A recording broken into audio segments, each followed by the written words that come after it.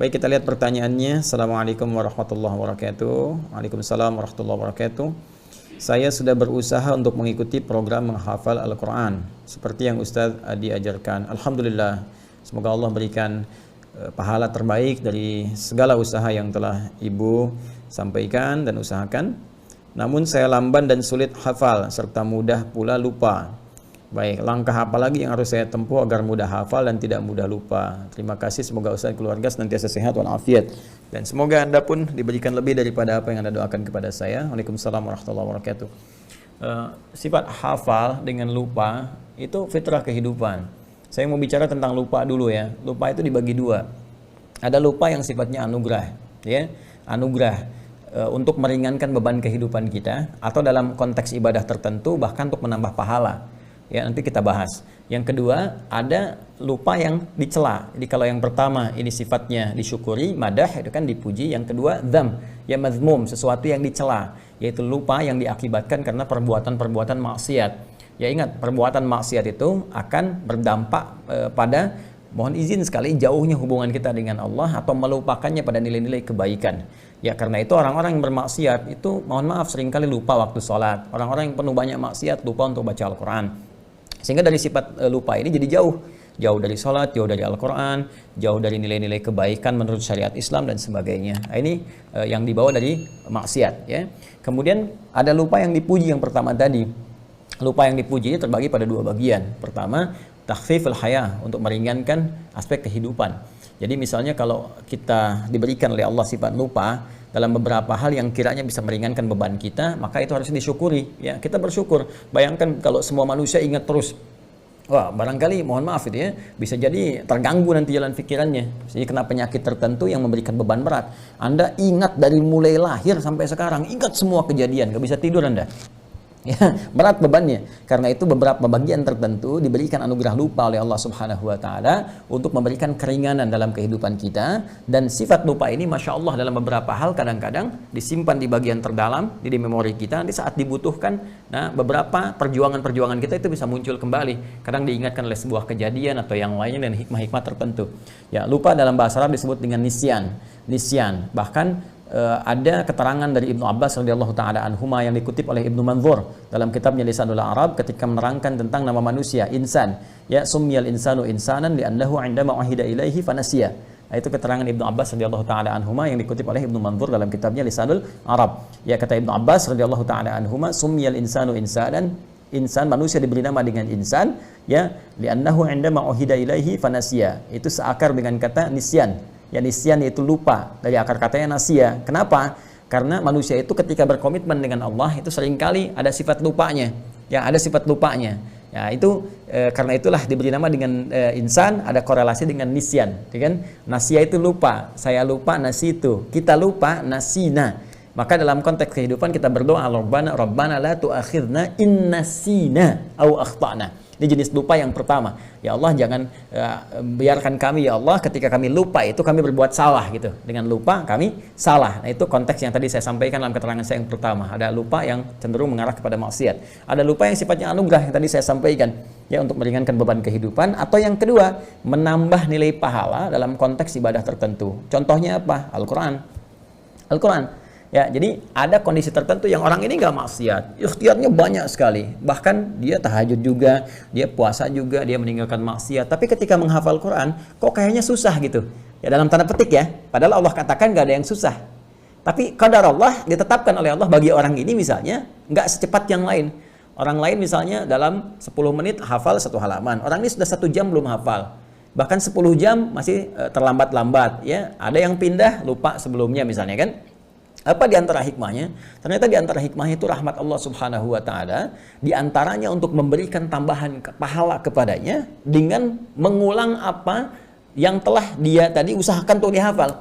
Jadi makanya menghafal Quran itu sering saya katakan bukan berapa banyak hafalan yang dikumpulkan, bukan berapa juz yang telah dihafalkan, tapi berapa banyak ikhtiar kita untuk menghadirkan Quran itu hadir dalam jiwa kita, ya, berdasarkan kemampuan usaha kita. Jadi yang dilihat oleh Allah, yang dinilai itu adalah ikhtiarnya, bukan berapa juz yang telah dihafalkan. Ya, kalau berapa juz yang telah kumpul itu yang menjadi pahala, rugi kita. rugi. Tapi betapa adilnya Allah memberikan ikhtiar manusia sebagai ukuran pemberian pahala kepadanya. Karena itu kalimat nabinya jelas mengatakan, ya, man qara'al Qur'ana, ya, man qara'a kitaballahi, siapa yang membacakan kitabullah subhanahu wa ta'ala, membacakan Al-Qur'an. Bahkan redaksinya tegas mengatakan man qara'a harfan min kitabillah. Ya, Nabi menyampaikan man qara'a harfan min kitabillahi, siapa yang membacakan satu huruf dari kitabullah, ya, falahu asyru hasanat, dia mendapatkan 10 kebaikan padanannya. Satu huruf sama dengan 10. Walam aqul alif lam mim harfun.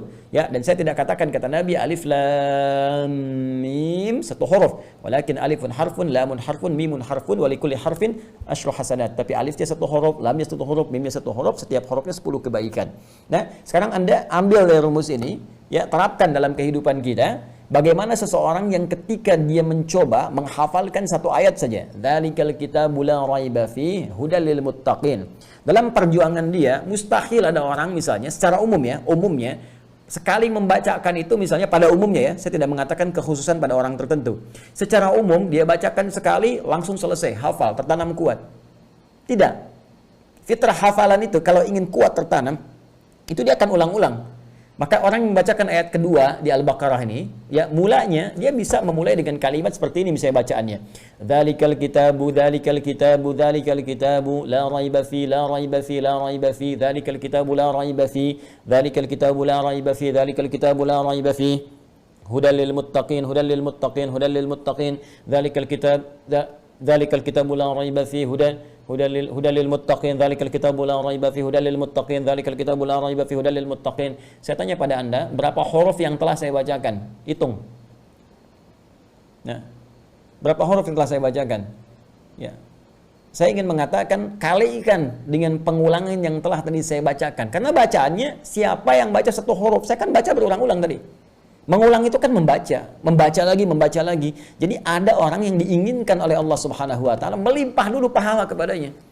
Kata Allah, urusan hafal Quran nanti gampang, ya. Bagi Allah itu mudah, begitu dimudahkan menghafal semudah-mudahnya. Mungkin sekarang berjuang 1 bulan 2 bulan sulit, tiba-tiba bisa terjadi dalam sebulan berikutnya bisa 30 juz hafal. Kalau Allah berkehendak untuk memudahkan. Ya, tapi ada sesuatu hikmah yang besar yang Allah ingin anugerahkan. Ya, kadang-kadang limpahkan dulu pahalanya. Bukankah semakin banyak pahala, semakin peluang mendapat rahmat Allah itu tinggi, paling minimal nutup dosa. Ya kan? Dosa dengan pahala kan rumusnya seperti itu formulasinya. Pahala yang ada menutup dosa yang telah dikumpulkan dari maksiat. Jadi ketika ada pahala 10, dosanya 9, maka ditutup nih. Pahala tinggal 1 lagi. Jadi kalau berbuat dosa lagi seimbang. Ya, karena itu ada rumus cepat yang cerdas dalam beramal adalah kumpulkan amalan-amalan, kerjakan amalan-amalan yang sekiranya mudah dilakukan tapi pahalanya banyak. Itu rumus ekonomi kan, modal sekecil-kecilnya keuntungan banyak gitu kan. Baca Al-Quran itu diantaranya. Baca Al-Quran diantaranya. Begitu Anda bacakan Al-Fatihah aja. Ya, Al-Fatihah kan 7 ayat. Kalikan berapa huruf? Ya, 17 kali baca dalam sehari. Itu berapa pahala dikumpulkan? Kalikan 10 lagi.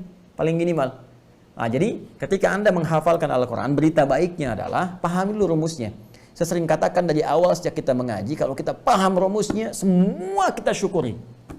Ya, maka rumus cepatnya sekali lagi, ingat Allah melihat pada prosesnya, pada ikhtiarnya, bukan berapa banyak yang telah kita hafalkan.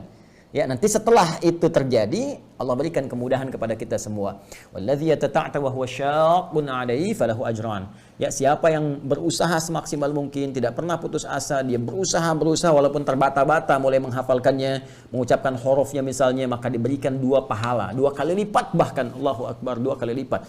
Diapresiasi kesungguhannya, Masya Allah ini ada yang 60 tahun, saya lihat ada yang bahkan 70 tahun, itu kan, ada yang lebih daripada itu, masih berusaha menghafal, ini sangat luar biasa. Sementara orang melalaikan kehidupan akhiratnya, banyak pesta pora, banyak macam-macam, Anda kembali kepada Allah. Ya, dengan mendalami kitabnya, firmannya, ini sangat luar biasa. Dan berapa pahala yang dikumpulkan. Dan kita tidak tahu kapan kita berpulang pada Allah Subhanahu wa taala. Jadi syukuri nikmat itu dan bawa kepada semangat, jangan putus asa. Ya, dalam konteks kita menghafal. Bismillah, teruskan sampai dalam keadaan kita pulang kepada Allah dalam sedang berinteraksi dengan Al-Qur'an. Wallahu taala a'lam bissawab.